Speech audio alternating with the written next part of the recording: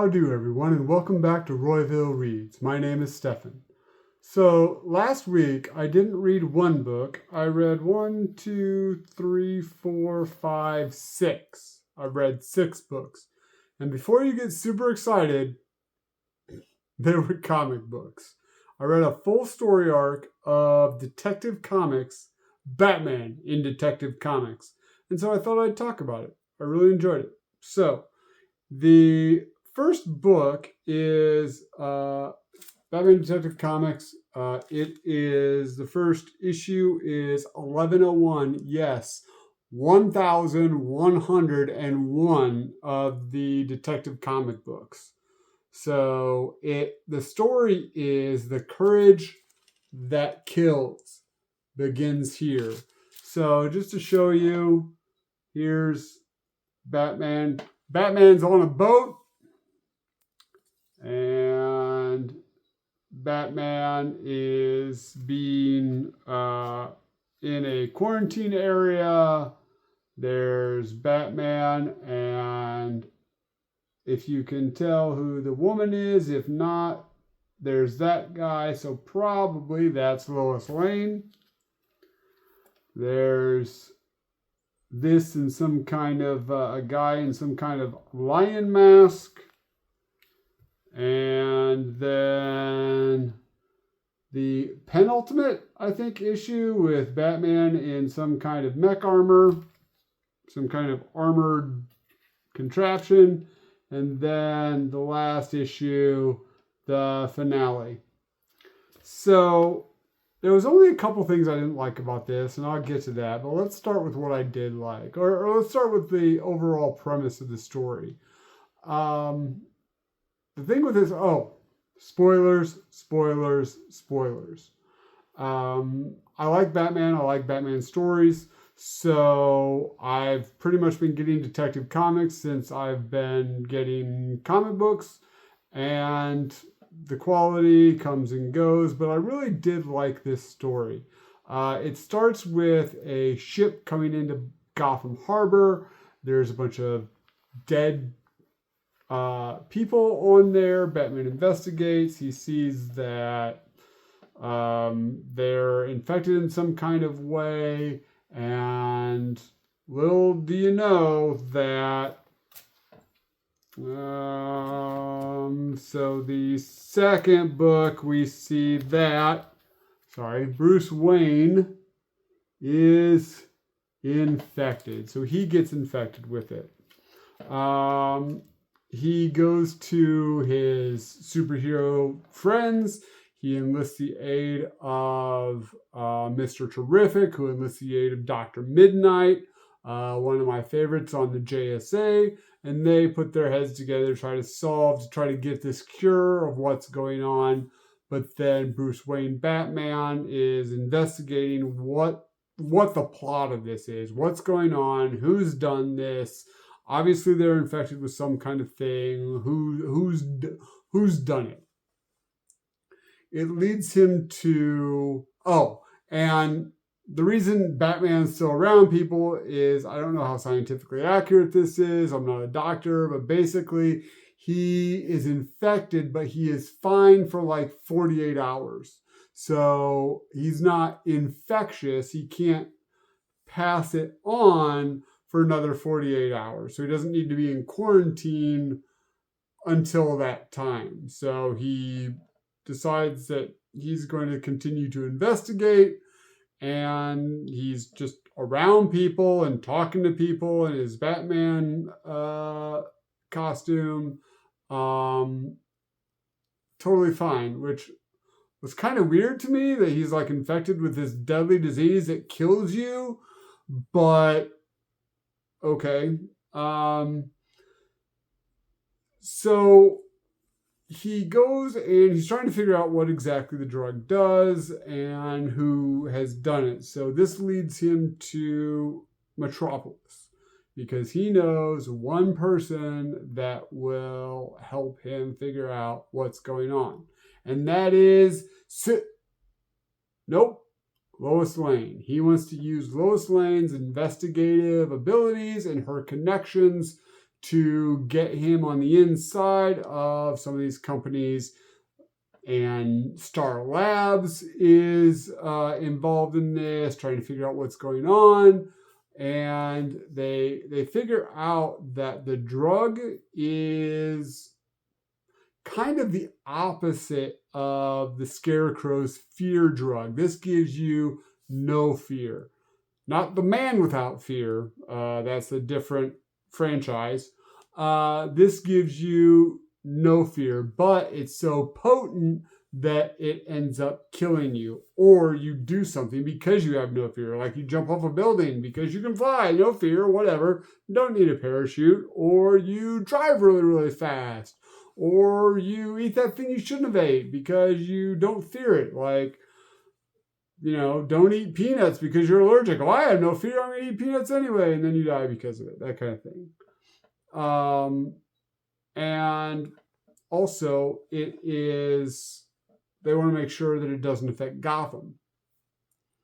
Come to find out that there's a man named Leo King that is behind all of it. And I do want to show you some of the art here because I really love this story. Is written by Tom Taylor, and the art is by, and I hope I don't butcher his name. I'm sorry if I'm shaking the camera here. Mikkel Janin, I think is his name, but I love his art on this. First of all, I love the way he does Batman. Kind of not a big, absolute style Batman, but he is kind of bigger. And it very much reminds me of Batfleck, Ben Affleck's Batman. And say what you want about the Snyder movies, I would have loved to see a standalone Batman movie with Ben Affleck. I thought he did a great job as an older Batman. I loved his costume. But speaking of that, this art is just great. I know it's a Batman book, but here's his Superman, Mikkel's Superman. Let's see if I can find a good picture of Bruce Wayne.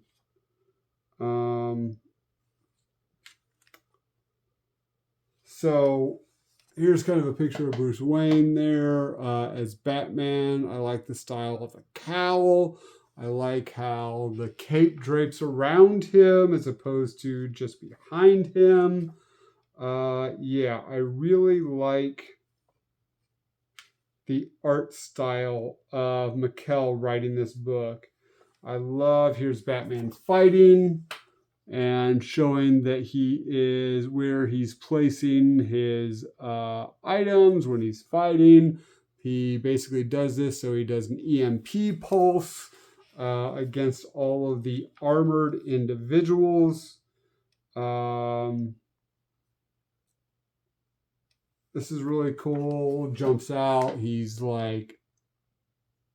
having no fear, so he just jumps out after the guy. Granted, he does something that obviously he doesn't die, but that's another big thing in the story. See, so he is infected, so now he's getting less and less fear. He doesn't know if the things he's doing are good or not. Not good or evil, but should he be doing these things because he has no fear. I really thought that was interesting. He talked to Kal-El and basically gave him information. And I'm not sure if you're aware, a long time ago in comics, basically Batman, there was a story where he knew how to take out all the Justice League. Bruce Wayne had figured it out. He knew what he needed to do to take out all of the Justice League. Well, he hands Kal-El this knowledge, like a SD card or whatever. And Kal-El is like, what is Superman? Is like, what is this? And he's like, this is how you take me out. And what are you doing, Bruce? I don't know. If I go crazy and start freaking out and doing things I shouldn't be doing because I have no fear, you need to take me out. That's how you do it. And it was a pretty cool scene. I did enjoy that interaction. And through this, he's like, I don't know, am I doing this because I should be doing it or because I just have no fear? And so he was kind of struggling with that. Well, come to find out that the bad guy, this Leo King, wants to basically cleanse Gotham. He is bringing all of this in so that he can poison Gotham, and I think it's through the water supply. Everybody uses the water supply, but then again, there's a fog, so they thought it was the water supply, but switcheroo, it's not.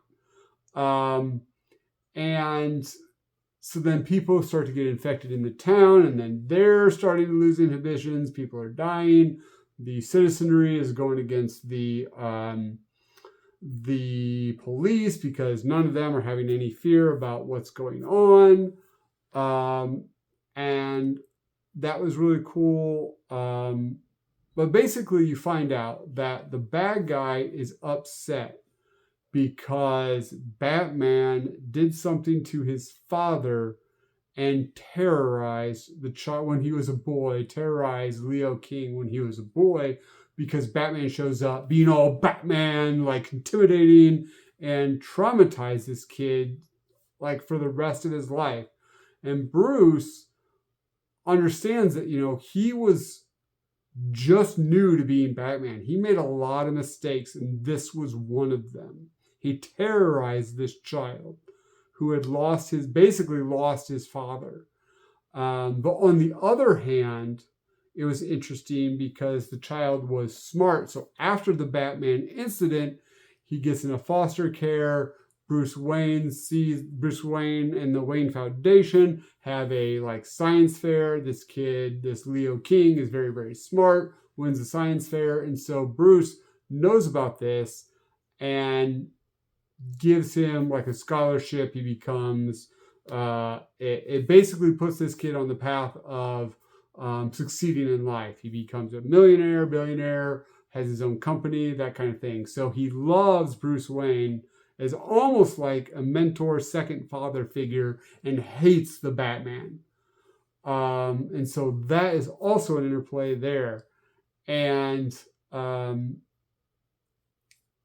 push comes to shove, Batman is infected so long, he creates a kind of a metal suit so that he cannot infect anyone else, because there's gauges and air masks and stuff like that. So it's a totally internal, I can't remember what that's called. I can't